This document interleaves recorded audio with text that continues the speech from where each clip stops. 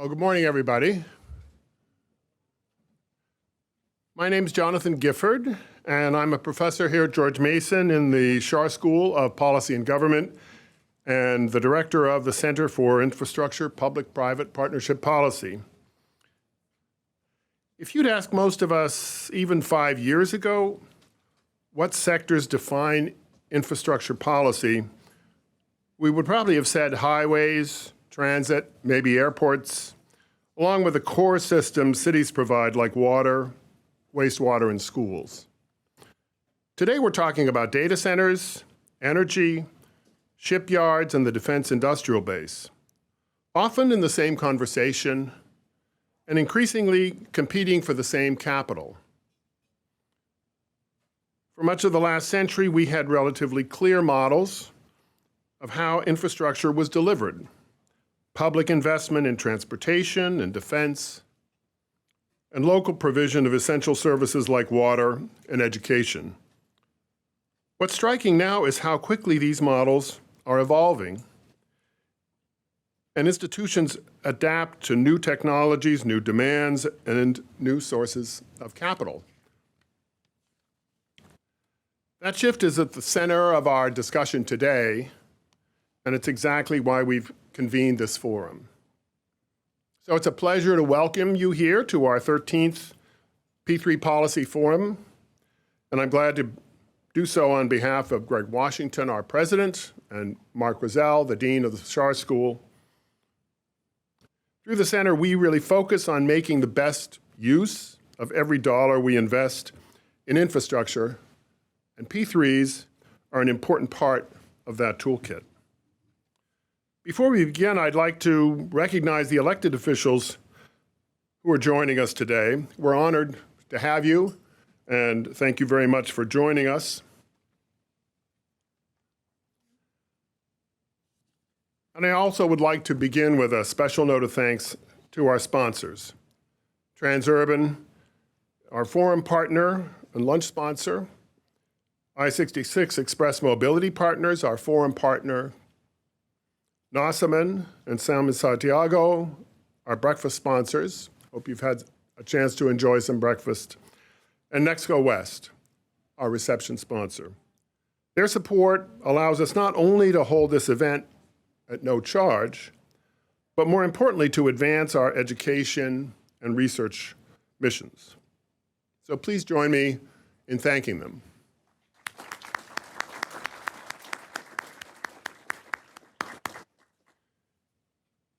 You should have received a small card at check-in with information about how to support the center. So if you have that in mind, please feel free to talk to me, my colleague Nicole Keller at the front, at the check-in desk at the moment. Happy to talk with you about opportunities to partner with us and join in the work that we're doing. Let me recognize our students. Some of them are in the room, some of them are working out front. Mustafa Sever, our program manager, who is a PhD student in the Schar School, who's done tremendous work over the past 6 months on developing this forum and is working in the area of P3s and investment. Marina Manganares may be in the room. There she is, yes. Recently left DOT, US DOT, and has just recently joined a new company, the Ray, or the company's not new, but Marina's new to it, the Ray. And she's also completing her dissertation looking at bus fleet electrification. Cindy Quiros, there's Cindy, sitting with Marina, working on P3s in the airport sector. And Valentina Farias, I think she's right there on cue. Valentina, working on toll setting policy, a PhD student in civil engineering. So please take time today to connect with these outstanding young people. They're one of our most important products here at the center, and we're very proud of them and are delighted that we're able to support their work through the support that we receive from you. Our theme this year is strategic infrastructure and the expanding frontier of P3s, transportation, the defense industrial base, and data infrastructure.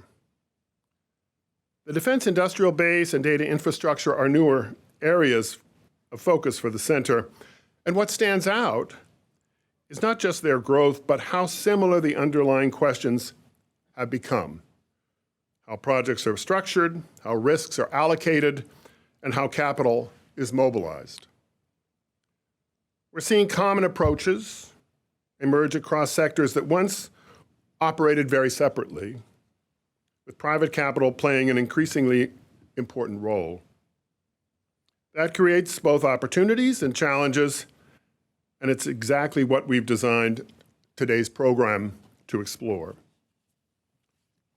To begin exploring that, we'll start where many of these questions are most immediate, at the city level. I'm delighted to welcome Rich Anderson, PhD from the U.S. Conference of Mayors. Rich is a senior advisor in the conference's Water Council and director of its Energy Committee, and he'll speak about the role of cities in infrastructure delivery and the opportunities and challenges of expanding P3s. So please join me in welcoming Rich to the podium.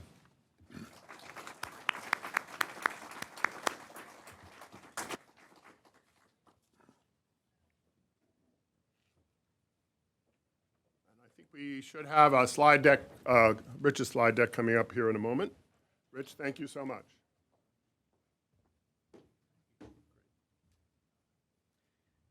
Thank you, Jonathan, for that introduction, and good morning, everyone. Yeah, somebody's awake.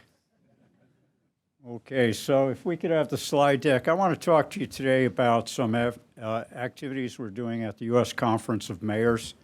Can you hear me okay? Okay. We've been working on P3s since 1995, mostly in the water sector. 4 years ago, we established a P3 task force of mayors. Let me tell you a little bit about the U.S. Conference of Mayors. We represent mayors and their cities and with the federal government. We don't work state houses, God bless. But a lot of action takes place there. We work on federal policy, and our main goal on P3s is to look at the variety of community asset categories and try to figure out, are we doing well or not? And we don't know unless we measure. So we take a research approach at this, looking at two things. How much of a stakeholder are we? And that is gauged by how much we're spending in capital investment on these assets. And then secondly, are our cities prepared to consider a P3? We have a policy, a very old policy on the water side that says any city or mayor that is considering a major infrastructure investment in their water sector should consider P3 along with traditional methods as a part of due diligence and good governance. And we looked a lot at what was happening in Europe and Canada. America has its own culture and flavor for this, and we're trying to increase the receptivity to the idea of bringing the public sector in. So with that, I guess I'm doing these here. Okay, so as a stakeholder, how much do we have invested in this? And in 2025, these preliminary data came out, $316 billion in capital construction across 13 community asset categories. So it's a lot of money. We're spending it every year, and it's growing every year. And if you look at the chart, you can see that we've had an uptick in the last several years. And why isn't it a straight line up? Well, there were things like the Great Recession, which still linger. COVID was a setback, but also a push forward with fiscal stimulus. So we are a stakeholder. We're spending $320 billion in '25. We're going to spend the same amount or more next year, and we've been spending almost that much for the last 10 years. So we have a legitimate stake in looking at, are we spending this money to get the best efficiency possible? And that's where P3 comes in, because it provides greater efficiency. What are our categories? So if you look on the left, these are the major categories. They're not all of them. There are subcomponents under each one of these. For example, transportation, under that has airports, under that has runways and terminals. Water has 6 different subcomponents. Sewer and wastewater has 4 different subcomponents. So we're looking at all of them, doing a deep dive in how much are we spending. And you could see here that these are ranked in order on how much we're spending. So we have a good idea how to target areas where we're doing the most spending. Can we shift some of that to P3? Now, this is 2012 to 2024. I look at this data for the entire 21st century. Yeah, you know, you wake up January 1 of this year and you realize this first quarter of the 21st century is over. And we're building things for 20 to 80 year useful lives. Right? So we're looking at how are we going to do this over time. So this is state and local capital construction.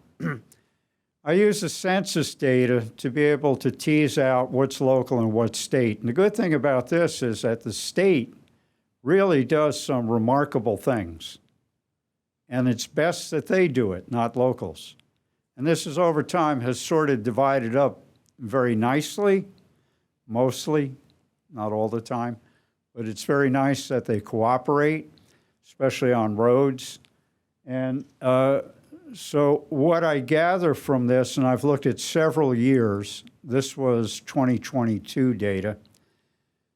When you look at total state and local capital construction annual spending, 2/3 are local. Okay, so most of it is local spending. And these are the categories where we're able to then focus on. So we looked at data from 2012 to 2024 to look at if these are the levels, we wanted to investigate the trajectory of investment. And we're able to put them into quadrants. On the left side, you got how much you're spending. Is it over or under 20 billion? And across the horizontal on top, it's how much change over the time 2012 to 2024. And we're finding out that the highest growing areas are the water supply, amusement and recreation, sewage and waste disposal. And I would put airports in there as well. They're over 20 billion a year now. And it's primarily on terminals. Terminals are becoming the new main street for cities because we're going to take advantage of their retail, their job paths, and their professional skilled labor at the airports. We have workforce development programs that try to key into growth areas and are we supplying the right number of people with the right skills to fill those jobs. So highway, street, transportation, education are obviously the highest expenditure categories. They don't grow as quickly because they're already pretty high up there. But these over in this quadrant here, water supply, sewage, amusement, and recreation, are the ones we're focusing on for the next 2 quarters of this year.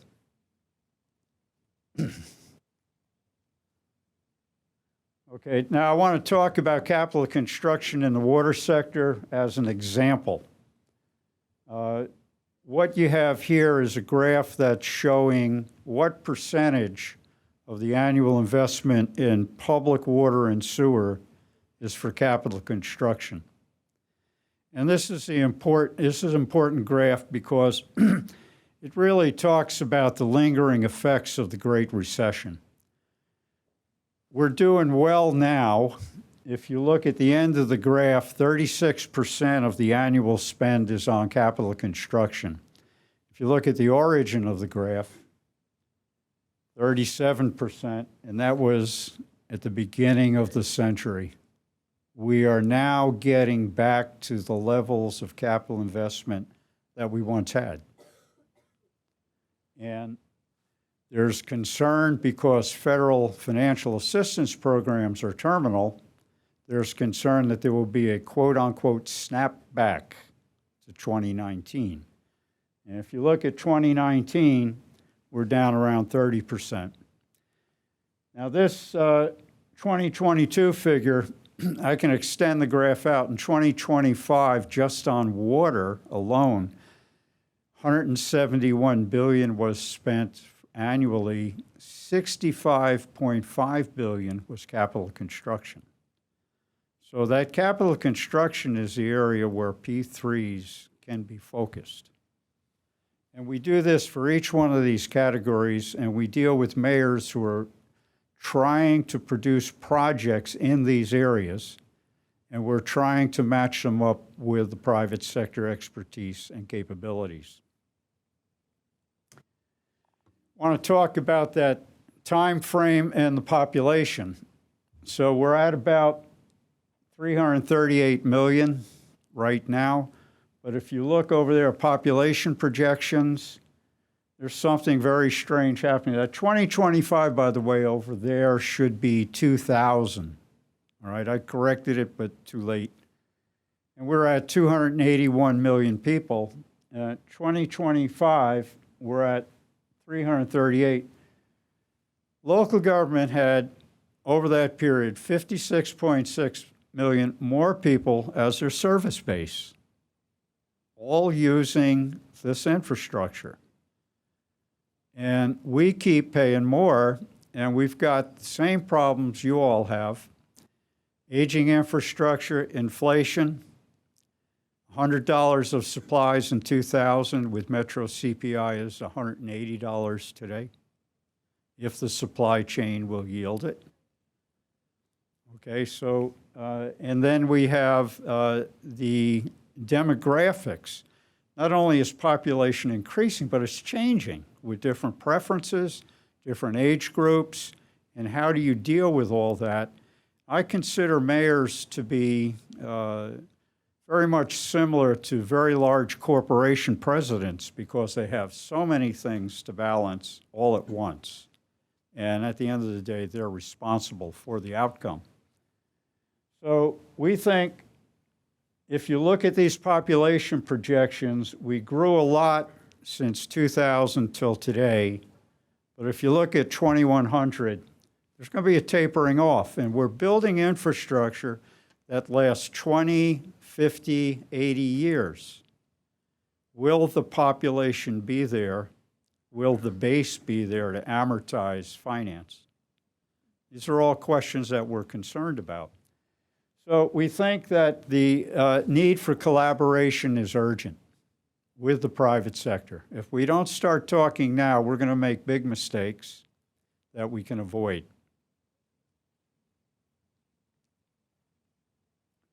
All right, so this is a little bit of alliteration here on what we're trying to do. We're not trying to boil the ocean. We're not trying to put $300 billion of capital construction all in P3s. We're trying to work to build local capacity to understand what a P3 is, when it should be used, how it should be used, and how do you get community acceptance. So our basic goal is to grow local capacity at the city level. And we do this with the mayors and their city staff. We ask these people, these mayors, every year, they're a focus group. We're asking them, what are the biggest problems that you're facing? The state lacks a P3 enabling statute. I think I have a very small stat here. Okay, so there were 43 states that allowed design build. That's now 46 states. And progressive design build expanded from 12 states to 19 states. Those enabling statutes are very important. If you don't have them, you may not be able to do a P3 in your state. Or you may have to go to the State House and get a custom bill that has to be passed that will allow it. So these are all problems here. City has no successful precedents. We've never done it before. We do DBB, we hate it, but we live with it, all right? You give a design contract, you give a build contract, put the two together, and what do you get? A functioning machine or several lawsuits, and that's what you get. All right, you're lucky if you don't. So city lacks staff capacity. That was the biggest impediment, and that's the one we're focusing on. Unclear about the benefits. When we do our P3 institutes, we talk about them. We also talk about the problems, the challenges, and what to be careful about. We do a very good review of risk and risk allocation and risk sharing. And then other, please specify, was all over the map. I didn't get my coffee that morning, I didn't go. What resources are you most interested in? And they said staff training, qualified advisors, documentation, and the biggest of all, case studies. They want to see case studies. If I want to do a transportation project, show me who did it before. I'm here with a group from Maryland that we worked together in Annapolis, and the mayor, Mayor Buckley, former Mayor Buckley, redid the downtown parking deck, and it was a huge project. And a lot of money involved and a lot of community engagement. But the parking deck will prove to be a real revenue enhancer for the city and also provide the ease of space for the residents to come downtown and socialize. Spend money at the restaurants too. All right, so case studies are the most important. So we team with AIAI, and I'll say it, the Association for the Improvement of American Infrastructure. They're a nonprofit. And what they do is they come around to companies like yours in the audience, and they get the intermediaries that work on P3 projects, and they become a faculty. And they come to these P3 institutes, and they provide information, not a commercial. They're not looking for a contract. They're looking to contribute to grow the capacity at the local level to understand how a P3 can help that city. Our workshop overview is, it's not theory and it's not sales. It's when, why, and how do you use it? And we go step by step through the process. We do an opening welcome, a morning session, a lunch session, and an afternoon session. We divide these up. The morning is to learn the basics, and you'd be surprised how many of the city staff come in. They say, well, P3s, I read in the newspaper. I need to be very careful about this. And we said, yes, you should be, because it's public funds, but it can be done, and it's been done. And so we start the lunch with going over case studies, and then after lunch, we ask the mayors from the various towns, tell us your projects, and our intermediary experts give them ideas and tips on how to structure it.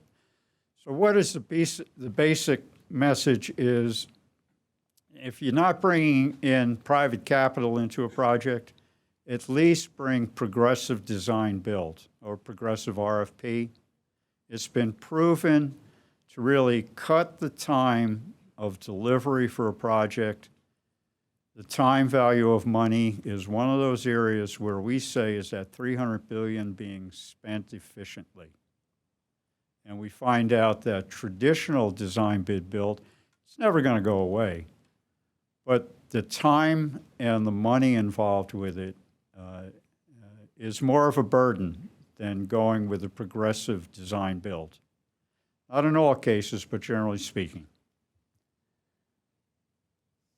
Okay, so we talk about, in the morning session, we talk about managing risk. Who takes the risk? How is it insured? We talk about accelerating delivery by working with your developer and your engineer and your finance person and your community engagement people. Community engagement is perhaps one of the most important components here. If you don't have the community engagement, we're learning this with data centers. If you come in afterwards, your project might get canceled. We also talk about life cycle performance and value for the taxpayers. And these are some of the benefits that we describe. So where are we holding these P3 institutes? We've had 12 of them already. We've reached out to, actually we did 14. This is a little bit dated. These are the cities we did them in. And the way it works is the mayor gives us an interest in doing it, and then we work to set up a meeting date with them. We bring in AI as our faculty. The U.S. Conference of Mayors is also there to talk about policy and practices. And when we do these, we've had over 350 city staff trained in the last year. Now, 350 doesn't sound a lot, but when we started, there was 1 or 2. So it makes a difference, and the biggest way it makes a difference is we're holding the P3 institutes in those communities that want to do certain projects. So this is targeting as best we can. So we're going to continue to do these, and we have a program for the rest of 2025 and 2026 to do several in-person engagements, much like this meeting here, with the mayors, and then several virtual meetings, each one of them picking one of these community asset categories to review. And after that, we will focus group all the mayors that we work with, and we will correct course if we have to. Now, this work is going on at the conference, and we do look for people from the private sector and nonprofit to get involved. If you're interested in a program of participating in something like this, then you can get a hold of me. And I'm at the U.S. Conference of Mayors. Not hard to get me. So if you're interested, get involved. The mayors need a lot of help, right? A lot of times the mayors want to do a P3, but their city staff is not receptive. So we play a very critical role in educating them. So we think that if we can shift some of that $300 billion over to P3 approach, it stretches the dollar. We can do more public service projects for our citizens. And so I appreciate the time here to talk about our program. And if I have time, I'll take a question. If not, I want to thank you. Yes, sir. In slide number 2, Jim Bailey, curious consulting attorney. In slide number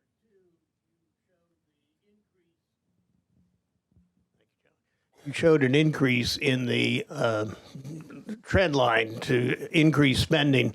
It's pretty low and steady state until 2015 and really begins going up in 2016.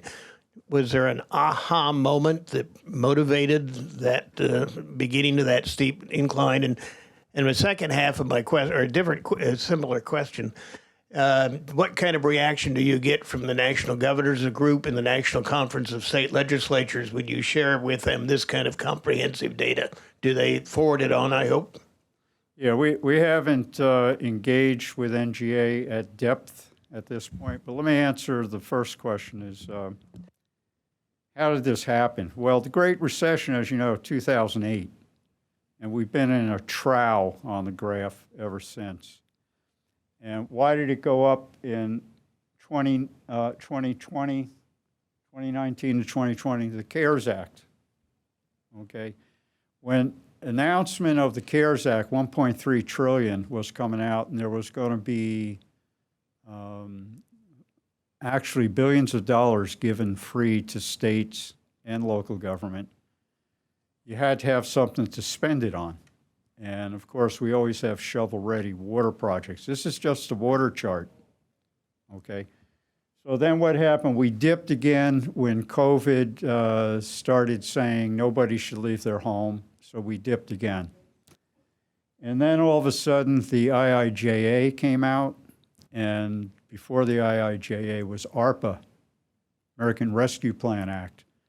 American Rescue Plan Act had 4 categories of state and local relief funds, that billions of dollars given to states and cities. About 23 to 25 billion of ARPA funds were dedicated to water, which we would not have spent. It would have been much lower. And then what happened after that? Confidence grew. The ARPA funds, if you recall, 22, they got to be obligated by the end of this year. Got to spend it all by the end of this year. So people were pushing into that, and we were spending more annually. Why were we spending more also was inflation.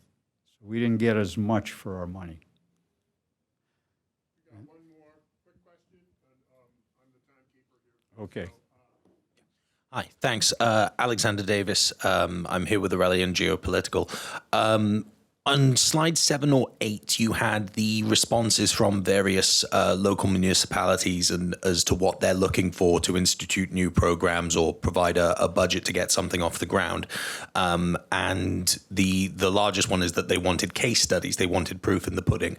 What does it look like if there's a novel idea or solution, something that hasn't been implemented before, something new that a proprietor wants to try? Is that something that's generally reserved for larger municipalities and metropolitan areas that have the budget to try something new as a solution to a problem? Yeah, I think you're absolutely spot on. You need to have the money, or you have to have a willing mayor in a smaller community that's trying to do something different. But if you look at Mayor of Atlanta, Andre Dickens is the chair of our P3 task force.